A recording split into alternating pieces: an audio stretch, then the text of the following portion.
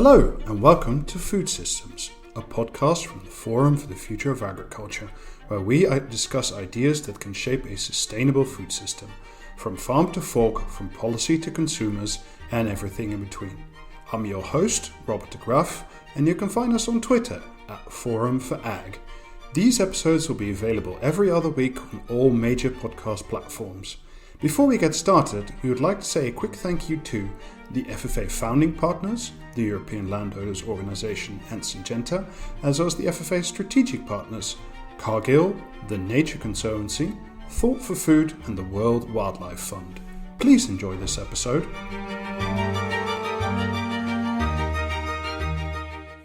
Hello and welcome back to Food Systems. It's a summer episode and we're joined today by Jean-Marc Chappuis. He's the Deputy Director of the Swiss Federal Office for Agriculture. Jean-Marc, thank you so much for joining Food Systems today. You're welcome, Robert. Thank you for the interview. It's an interesting time to talk Swiss agriculture. The new agricultural support system, the Politique Agricole, or the Agrarpolitik 22, currently I think it's in the parliamentary process, if I understand it correctly. What are some of the main goals that you are looking to push forward with this new 5-year program? There is a new proposal from the Federal Council, that is our executive branch of the Swiss federal government, and the proposal was made to the parliament in spring, in the first quarter of 2020. It is a reform package for the agricultural policy, called, as you said, Politique Agricole 22 plus, and the aim of the package is to reinforce the environmental services of agriculture and to improve also social aspects in agriculture, mainly the position of women on the farms. But the aim of the package is to strengthen the 3 pillars of sustainable development. However, the package although the proposal was suspended by the Parliament in spring 2021 due to questions mainly regarding the degree of self-sufficiency of Swiss agriculture and other issues in connection with environmental matters. And the package, the proposal was suspended, and the Parliament requested a report from the Federal Council, a new report that should analyze a potential enlargement of the agricultural policy towards a more holistic food systems approach, among other questions to be answered. And we are working now on this report that is expected to be finalized in summer 2022.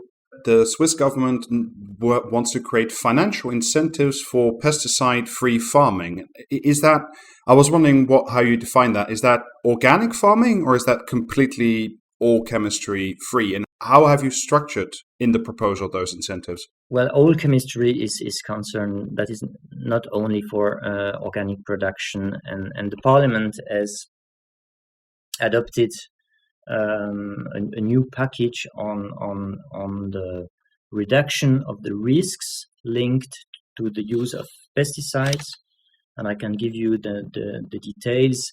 The risks posed by the use of pesticides to surface waters and semi-natural habitats, as well as the pollution of groundwater, are to be reduced by 50% by 2027 compared to the average value for the years 2012-2015. A reduction of 50% of the risks, that is for the pesticide. And there is another measure. The Parliament also decided to reduce nitrogen and phosphorus losses from agriculture without any quantification from the Parliament. And there is now a discussion or a proposal that will be discussed with the agriculture and NGOs and other organizations, and the Federal Council proposed to reduce nutrient losses by at least 20% by 2030 compared to the mean value for 2014-2016. I want to look for a moment at the cost of this new agricultural package. How does Switzerland generate the revenue necessary for the various support measures under the Politique Agricole 22 plus? Yeah, it's a national agricultural policy, it's a national policy, and it is financed mainly through the federal public financial resources with some cantonal subsidies. The agricultural budget is financed from general federal revenues, such as value-added tax, direct federal tax, and customs revenues. Earlier this year, there were two referenda, Switzerland, of course, being well known for its public referenda. There were a number of referenda, including the clean drinking water and the pesticide-free referenda. They both failed, but would you say that some of the package that you've just mentioned, the water pollution, the reduction in pesticide, the reduction in nitrogen, are these still responses to those referenda even though they failed? You are absolutely correct. That is so. The parliament rejected the initiatives, the referenda. The population rejected the referenda, but the parliament said we have to do something in order to give an answer to the preoccupations of the initiators of these initiatives. And the two measures or the two goals that I mentioned before, the reduction of the risks posed by the use of pesticides and the reduction of the losses of nitrogen and phosphorus, the two measures are an answer to the preoccupation of the initiators of the initiatives. And I wanted to turn to something that is maybe not unique to Switzerland, but certainly more predominant in Switzerland than in others, which is the proportion of farms and landscapes that are in less favored terrain or difficult areas, specifically in the mountain areas. How does Switzerland maintain the farming landscapes in the higher altitudes in these difficult areas? Because I live in Switzerland now, and I can genuinely see that the farming isn't still just there, but it's very vibrant and alive. And how does Switzerland maintain that? How do you support those types of farms?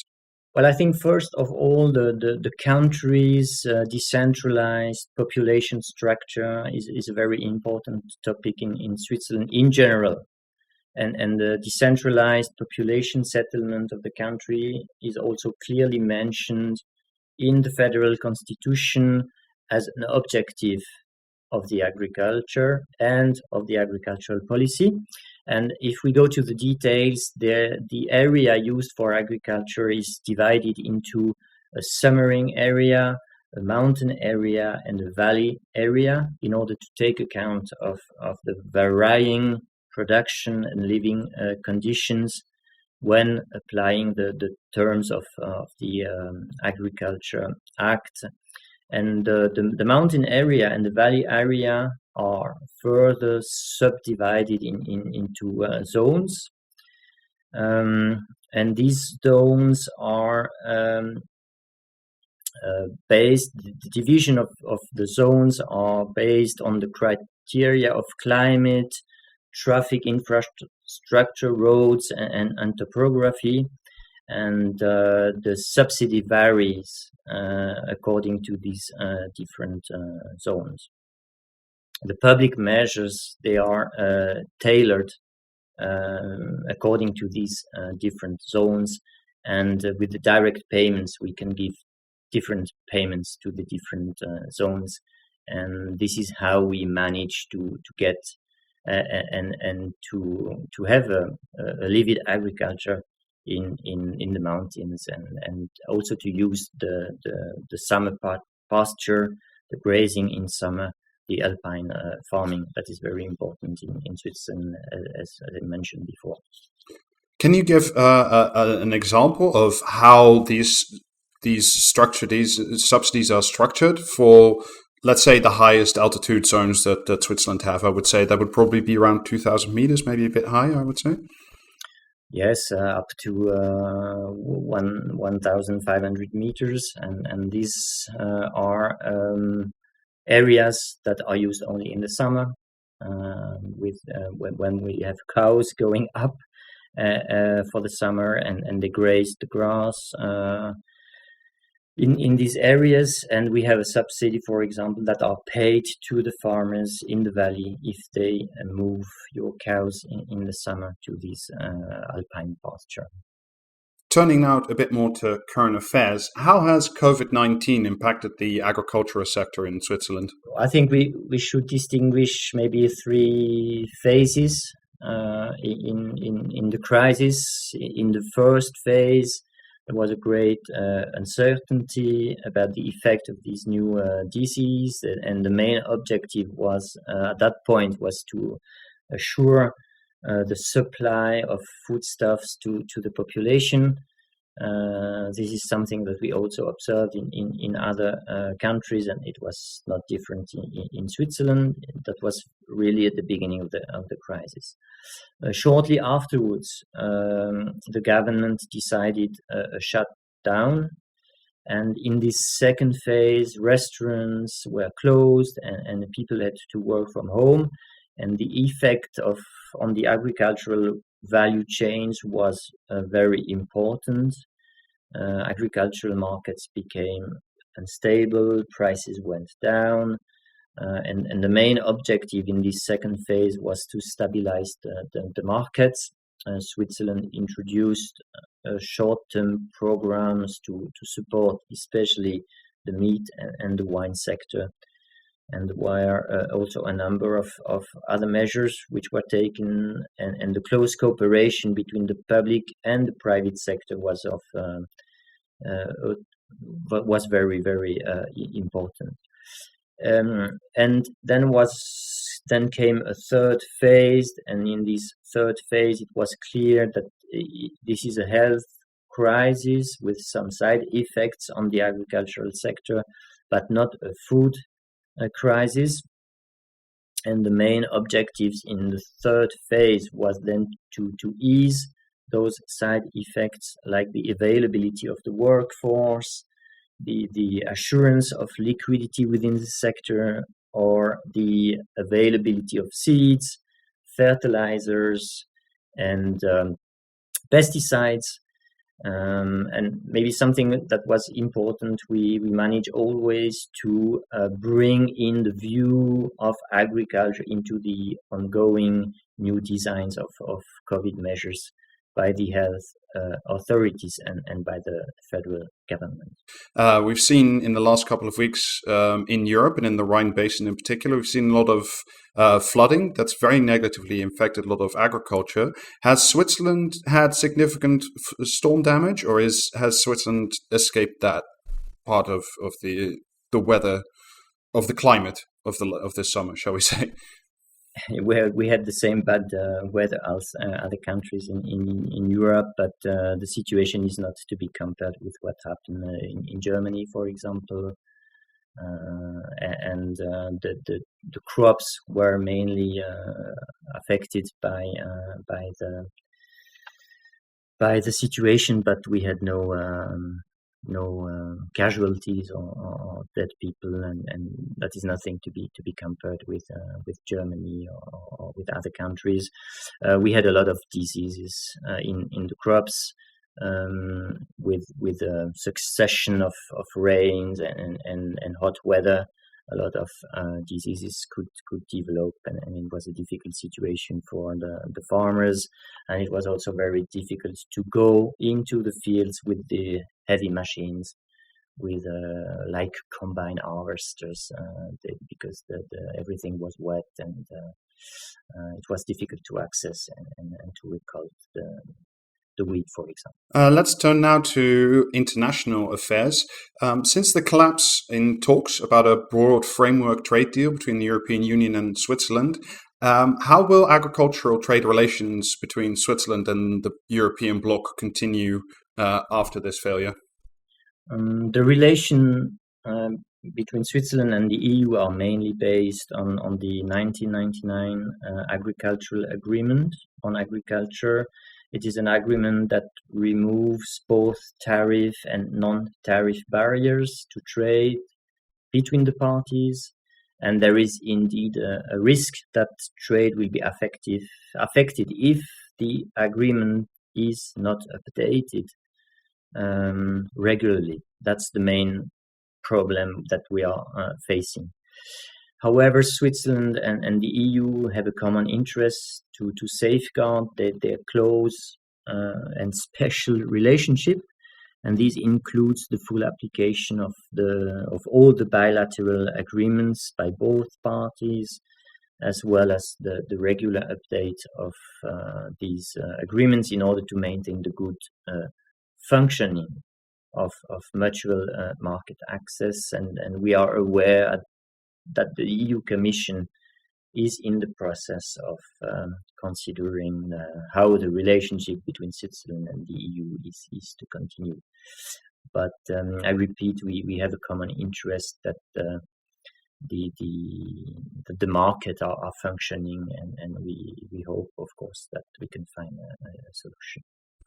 You've spoken now several times about the fact that there need to be regular updates. Just out of curiosity, when you say regular, is this yearly, every 5 years? What kind of time frame are we looking at for renewing these agreements? We have discussions on the technical level several times in the year. We know our colleagues in Brussels, and they know us, and there are exchanges. We could discuss the different problems, and the adaptation has to be done when there are adaptations in the EU, and we adapt our legislation to the changes in the European Union, and we expect, and it functioned in the past, we expect that what we do in Swiss legislation is also recognized by the EU Commission, so that the goods can go across the borders without any problems, and this is really in the interest of both parties, that there is no barriers for these goods when they go over the border. Moving a little bit beyond Europe now, coming up soon is the UN Food System Summit. What are your expectations regarding the outcome of the summit, and what is the Swiss government bringing to the table? What is it willing to commit to create a more sustainable food system? We find that it is very important to have a food system approach, and we promote this approach, that everybody is concerned, from the production to the consumers. Everybody has a specific role to play, but everybody is concerned. This is the first point. This food systems view is very important and is supported, defended by Switzerland. And then we expect the UN Food System Summit 2021 to lay the ground for action-oriented work between now and 2030. And the instrument of forming coalitions around specific issues seems a promising approach, provided that these coalitions also include the private sector, that is very important for Switzerland, and the civil society sector, actors of the civil society, and also very important for Switzerland. The actions will have to be based on sound science. Regarding the possible coalitions led by different countries, Switzerland welcomes a coalition on agroecology and regenerative agriculture, and a coalition on food waste and loss. And additionally, the forming coalition on means of implementation seems important, as it allows to work on effective multi-stakeholder collaboration, another important element for Switzerland. That is something we were promoting we have been promoting for many years this collaboration between the stakeholders. You've mentioned now the goals for 2030 for the UN Food System Summit. What kind of goals do you expect to come out of the UN Food System Summit, and how do you believe Switzerland will follow up on those?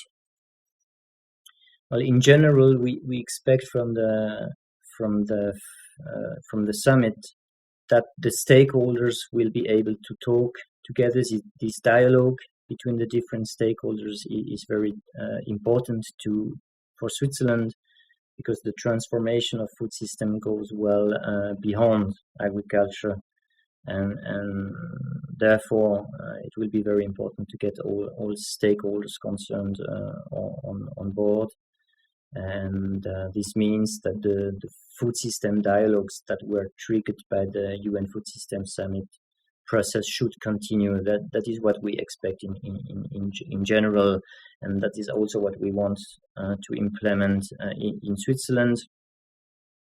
And for Switzerland, we have defined 4 areas where we want to improve the situation. That is, we would like to have more sustainability on the farms. That is for the agricultural production, but there is also a target for the reduction of food waste, another target for the adaptation of the consumption to more healthy and sustainable diets, and finally a reduction on the CO2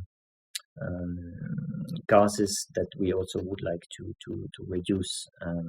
That is for Switzerland. These 4 topics are a priority for the food systems, and we are going to work on it in order to reach the targets, the objectives of the Agenda 2030. We're coming up on the end of the podcast, and I want to ask you the final question, which is the same one we ask everybody who comes on the podcast, which is, if you could give one policy or practical idea to create a more sustainable food system, what would it be? Well, from the experience we had with the dialogues that we had to organize in the frame of in the preparation of the Food System Summit, they were triggered by the Food System Summit, these dialogues, and they were very interesting in Switzerland. A lot of initiatives were proposed, concrete initiatives were presented, and they all aim at improving the sustainability of food systems. And in general, we must create a favorable environment to allow these initiatives to develop and grow. And we had a very interesting and good experience with the dialogues, and this is certainly something we would like to carry on, to continue after the Food System Summit in New York. Jean-Marc Chappuis, Deputy Director of the Swiss Federal Office for Agriculture, thank you so much for joining Food Systems today. Thank you, Robert. You've been listening to an episode of Food Systems, a podcast brought to you by the Forum for the Future of Agriculture. Look for us in 2 weeks when we release our new episode. And in the meantime, please don't forget to subscribe on your podcast app, as well as on Twitter, @ForumFag, for updates on this podcast, news, as well as FFA events. Please check out our website, www.forumforagriculture.com, for more great content. Thank you for listening, and enjoy your day.